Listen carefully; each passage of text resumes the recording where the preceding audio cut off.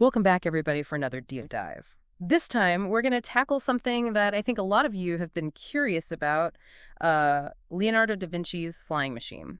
We found a really cool student blog post that we're going to use as our jumping off point. Oh, very cool. Yeah, it's got some great information about the design of the machine and then also what this invention tells us about Da Vinci himself and the Renaissance period. Yeah. And what I thought was super interesting is that they include this 3D recreation of the flying machine, which, it's one thing to read about it, but when you actually see it like that, it really kind of brings the concept to life. Yeah, totally. I mean, it's amazing how technology can bring the past, to life like that. Yeah, for sure. Now, this machine that we're going to talk about isn't actually based on, any specific blueprints that were left by Da Vinci. Right. But it's a plausible interpretation based on his writings and especially his codex on the flight of birds from around 1505. Makes sense that he would be looking to nature for inspiration. I mean, birds were the only things really flying at that point. Right. And, you have to remember, this is this early 1500s. Yeah. We're talking centuries before the Wright brothers.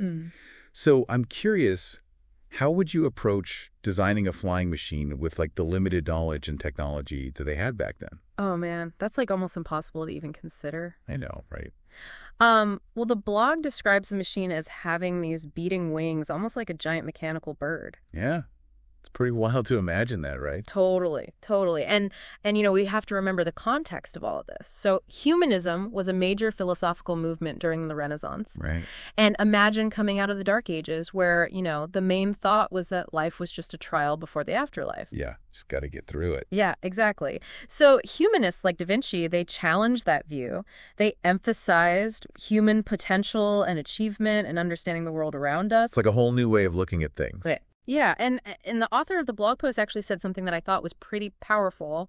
They wrote, coming from the Dark Ages where people thought life was just some cruel test to see if they could make it to heaven, humanists like Da Vinci not only contested that cruel review of humanity, he went on to assert that we could fly. Bold statement. Right. It really highlights that shift in thinking that defined the Renaissance, I think. Yeah, absolutely. And Da Vinci wasn't just an artist. He was an inventor, an engineer, scientist. He really embodies that idea of the Renaissance man. Oh, for sure. A true polymath. Yeah, and the blog goes on to say that his interest in flight, it wasn't just about mechanics. It was a reflection of this humanist ideal, this idea that humans could achieve anything they set their minds to. Yeah, it's fascinating to think about what was going through his mind as he was designing this machine. So what do we know about the actual mechanics of this flying machine? How did he envision these beating wings actually working? So the 3D model that's at the Museo Nazionale della Scienza e della Tecnologia in Italy gives us a pretty good visual. And it basically shows, this framework of wood and canvas with this really complex system of gears and pulleys. Wow. And the wings themselves are massive. I think they said they span over 30 feet. Oh, wow. And his notes suggest that he was looking at lightweight materials like silk and even bird feathers for the wing surfaces. It's really incredible, the level of detail that he was envisioning. Yeah. Do we know how he planned to actually power this thing? So from what we can gather from his notebooks, it seems like he was exploring a couple different ideas. Okay. He considered using manpower, where the pilot would lie prone and operate this system of pedals and levers to move the wings. Oh, wow.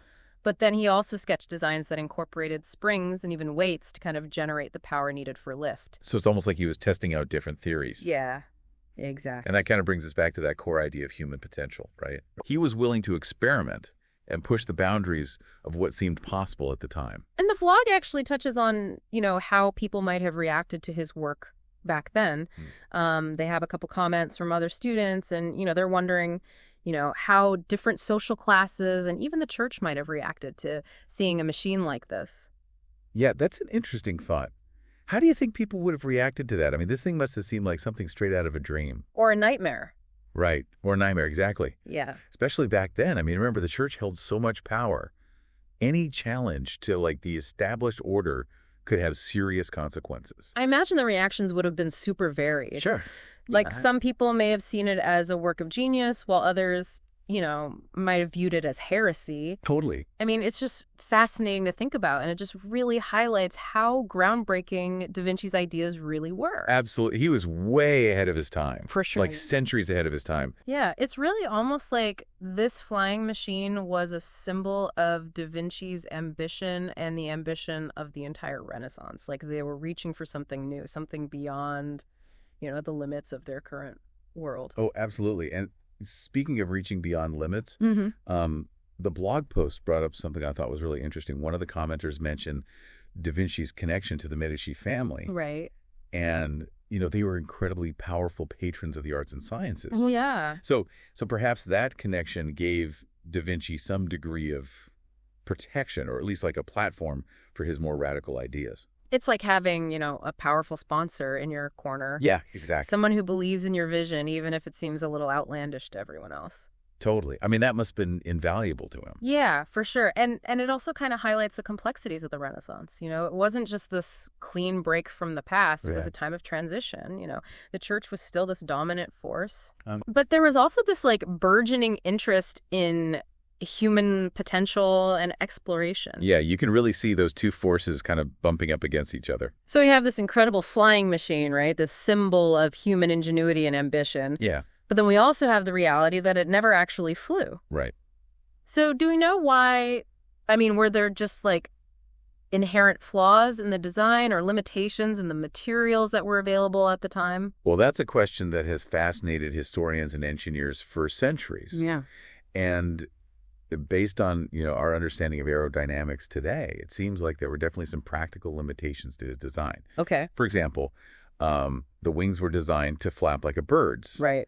But generating enough lift with human power alone would have been incredibly difficult, if not impossible. Right. Like there's just not enough strength there. Exactly. And it's a reminder that even the most brilliant minds, are still constrained by the technology and knowledge of their time. For sure. For sure. But that doesn't diminish his achievement, Oh, absolutely not. Like he was conceptualizing flight centuries before anyone else even dared to dream it was possible. Totally. I mean, and what's even more remarkable is that his designs, even if they were flawed, were based on such careful observation and a deep understanding of natural principles. Right. Like he studied the anatomy of birds, the way their wings moved, the air currents they utilized. It's like he was really trying to crack the code of flight. He was a true pioneer, even if his vision wasn't fully realized, in his lifetime. And speaking of vision, the blog mentions that some people consider Da Vinci's flying machine to be a work of art in itself, even if it wasn't, functional. That's an interesting perspective. I mean, it speaks to the beauty and elegance of his designs. Yeah. Even if they weren't intended to be purely aesthetic, there's a certain poetry in the way he envisioned the machine working. Right. This kind of harmony between form and function that transcends its practicality. Yeah, it's like he was blurring the lines between art, science, and engineering. Totally. Which, brings us back to that concept of the Renaissance man. Right. He wasn't confined to a single discipline. He saw connections everywhere. Yeah. He understood that innovation often comes at the intersection of different fields of knowledge. It's like cross-training for your brain. Exactly. Yeah. And what's so inspiring is that his ideas, they continue to resonate today. Yeah. Even in fields, far beyond art and engineering. Like, where do you see that? Well, I mean, we see that same spirit of innovation in technology, in medicine, in space exploration. Yeah, you're right. It's like his legacy is woven into the fabric of human progress. Exactly. So what does this all mean? I think for me, it's a reminder that even amidst all the challenges that we're facing today, human ingenuity and the pursuit of knowledge, they still have the power to shape, a brighter future. And that's the beauty of a deep dive like this. We start with this seemingly simple topic, a flying machine. Yeah. And we end up exploring a whole era, a philosophical movement, and the legacy of a truly remarkable individual. It just goes to show that sometimes the most unexpected sources can lead to the most profound insights. Speaking of insights, I think it's time to wrap up this part of our deep dive with a thought-provoking question for you, our listener. Okay.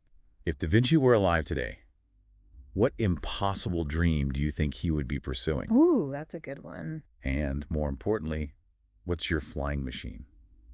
That audacious goal that you'd reach for if anything were possible. That's a fantastic question. I encourage everyone listening to take some time to really ponder that. And if you're feeling inspired, share your flying machine with us. We'd love to hear what amazing dreams you're chasing. Thanks for joining us on this deep dive. We'll be back soon with another fascinating exploration. Until then, keep learning, keep exploring, and keep dreaming big. One of the comments that they had in the blog mentioned that Da Vinci's flying machine represents creative and critical thinking, and I thought that was really interesting. Yeah, that's a great point. It reminds us that humanism wasn't just about, celebrating human potential. It was also about using our minds to understand and shape the world around us. Yeah, and it makes me think about all the sketches and notes that Da Vinci left behind. We only have these fragments of his ideas, but they're so detailed and intricate. Yeah, his notebooks are like a treasure trove of insights into his mind.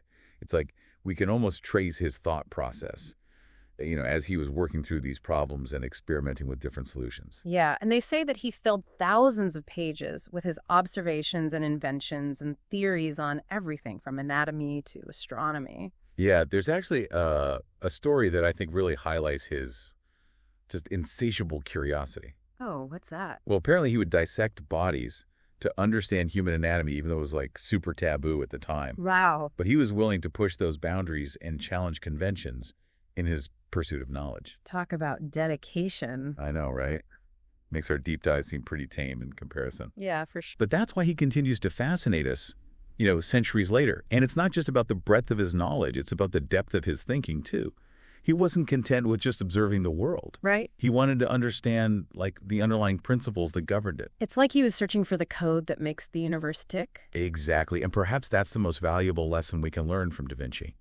It's not just about achieving great things. It's about embracing that spirit of inquiry, that relentless pursuit of understanding. Yeah. It's about never losing that childlike sense of wonder, and asking why, even when everyone else thinks they already know the answer. Exactly. And so, as we wrap up this deep dive into Da Vinci's flying machine, I want to leave you with a final thought. If he were alive today, what impossible dream do you think he would be pursuing? What would spark his curiosity? What would challenge him to push the boundaries of human ingenuity even further? That's a great question to think about. And remember, just as Da Vinci found inspiration in the flight of birds, we can find inspiration all around us. So keep your eyes open, your mind curious, and never stop dreaming. Big thanks for joining us on this deep dive. Until next time, keep exploring.